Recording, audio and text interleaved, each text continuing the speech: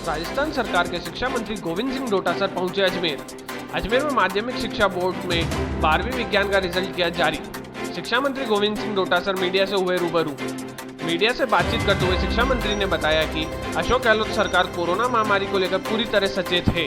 डोटासर ने नीट संबंधित एनसीईआरटी पाठ्यक्रम एवं फीस माफी को लेकर मीडिया के सवालों के जवाब दिए।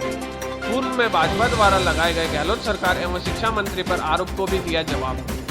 माध्यमिक शिक्षा बोर्ड में शिक्षा मंत्री गोविंद सिंह डोटासर, बोर्ड अध्यक्ष डीपी जालोरी एवं अन्य अधिकारी थे मौजूद।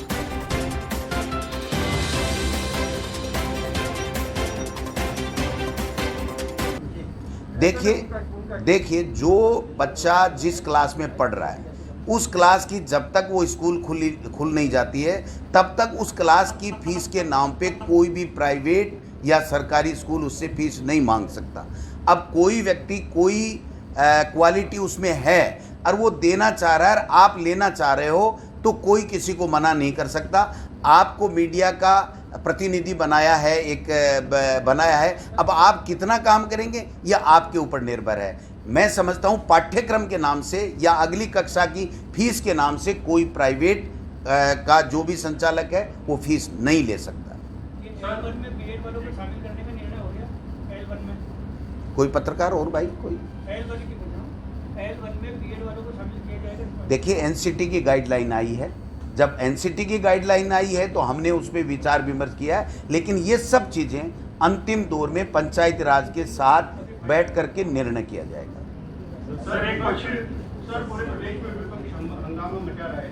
महाराणा प्रताप को लेकर कांग्रेस सरकार का रवैया ठीक नहीं चल रहा है, इसको लेकर आप क्या कहेंगे? देखिए पूरा विपक्ष, हाँ बिल्कुल, पूरा विपक्ष इस बात को लेकर के बौखलाया हुआ है कि प्रधानमंत्री जी जिस प्रकार से लॉकडाउन की घोषणा करते हैं और जिसके कारण से देश में एक तरीके से अफरा तफरी होती है और जो प्रवासी मजदूर हैं उनको पैदल 300-300, 500-500 किलोमीटर चलना पड़ता है, लेकिन राजस्थान का मुख्यमंत्री अशोक गहलोत इतने शानदार तरीके से इस संक्रमण से बचाने के लिए काम करता है कि पूरे देश में पहला स्टेट बना है। तो उनके पास काम तो कुछ था नहीं, इसलिए नाहक इस तरीके के विवाद खड़ा करते हैं। जब 2019 फरवरी से ये पुस्तक चल रही है जिसके विवाद की बात कर रहे हैं, राजस्थान की विधानसभा में यहीं के आपके जो शिक्षा मंत्री थे उनके क्वेश्चन का मैंने जवाब दिया, गुलाब चंद जी कटारिया के क्वेश्चन का जवाब दिया, राजेंद्र जी राठौड़ के क्वेश्चन का जवाब दिया। जब 40 माननीय सदस्य जिनमें नेता प्रतिपक्ष में हैं उनके सवालों का इस मुद्दे के ऊपर पाठ्यक्रम संशोधन पे हर बात का जवाब दिया गया, तो वो उस वक्त क्यों नहीं बोले? आज केवल मात्र इसलिए कि उनके पास करने को कुछ नहीं है। और जो इस प्रकार से कोरोना के समय में राजस्थान की सरकार और मुख्यमंत्री ने जो काम किया है पूरे देश और दुनिया में सराहना हो रही है, उससे बौखला करके ये इस तरीके का विवाद पैदा कर रहे हैं। पाठ्यक्रम में आप नई चीजें आप और क्या शामिल करने जा रहे हैं माध्यमिक शिक्षा बोर्ड की? हमने इस विवाद को अंत देने के लिए माननीय मुख्यमंत्री जी से चर्चा करके और एनसीईआरटी पाठ्यक्रम लागू कर दिया जिससे किसी तरह की विवाद पैदा ही नहीं हो। 2 क्लास हैं जो केवल इस साल, चूंकि 9th में जो पढ़ेगा वही 10वीं में पढ़ेगा और जो 11वीं में पढ़ेगा वही 12वीं में पढ़ेगा। तो 2 क्लास हैं जिनका अगली साल से एनसीईआरटी लगेगा। बाकी तमाम पाठ्यक्रम 6, 7, 8, 9, 10, 11, 12 का 2 क्लास को छोड़ करके एनसीईआरटी पाठ्यक्रम लग गया। और 7 साल हो गए मोदी जी को, 7 साल में उन्हीं की सरकार है, एनडीए की सरकार है। जो एनसीईआरटी पाठ्यक्रम चल रहा है वही पाठ्यक्रम हमने लागू किया। अगर हमारी मंशा में कोई खोट होता तो हम ये नहीं करते। भारतीय जनता पार्टी की सरकार की मंशा में खोट था तभी तो एक ऑर्डर, सरकारी आदेश निकलवाया कि जो विद्या भारती आरएसएस का एनजीओ है उसकी तर्ज के ऊपर पाठ्यक्रम लिखवाया जाए। और वो पाठ्यक्रम लिखाया गया क्योंकि आरएसएस की फौज तैयार करनी थी। हमारी कांग्रेस की और मुख्यमंत्री अशोक गहलोत की कभी पाठ्यक्रम के या शिक्षा के माध्यम से राजनीति करने की मंशा नहीं रही है। हम ये चाहते हैं कि बच्चा वही पढ़े जो पूरे देश में पढ़ाया जा रहा हो, जिससे कम्पिटिटिव एग्जाम में वो पास होकर के अपने भविष्य का निर्माण कर सके। ये बिल्कुल बाकायदा प्रेस नोट के द्वारा जारी कर दिया जाएगा। आज चूंकि रिजल्ट हुआ है तो सारी चीज़ें अब डाटा है, अलग अलग निकाल करके जो आपका क्वेश्चन है उसका ये प्रेस नोट के द्वारा मिल जाएगा। रीच का क्या रहेगा? रीच का क्या रहेगा? घोषणा तो कर दी आपने सितंबर में होगी।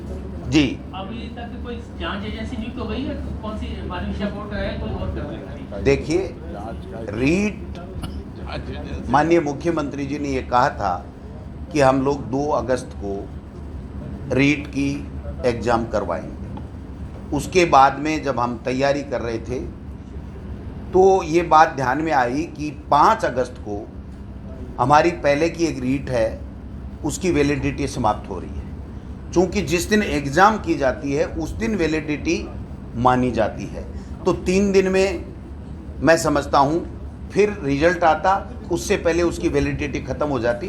तो हमने इस डेट को आगे खिसका करके 2 सितंबर किया। हमने जितनी मीटिंगें करनी थी कर ली, लेकिन इसमें जो इशू है, एक तो एनसीटी ने हमें एक गाइडलाइन दी है कि कॉमर्स के विद्यार्थियों को इसमें शामिल करना है।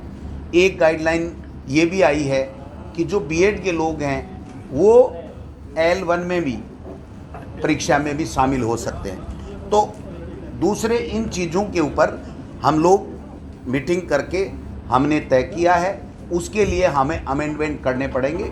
और वो अमेंडमेंट, चूँकि ये भर्ती पंचायती राज की भर्ती है, तो निश्चित रूप से पंचायती राज के साथ में बैठक करके इसके ऊपर निर्णय लिया जाता।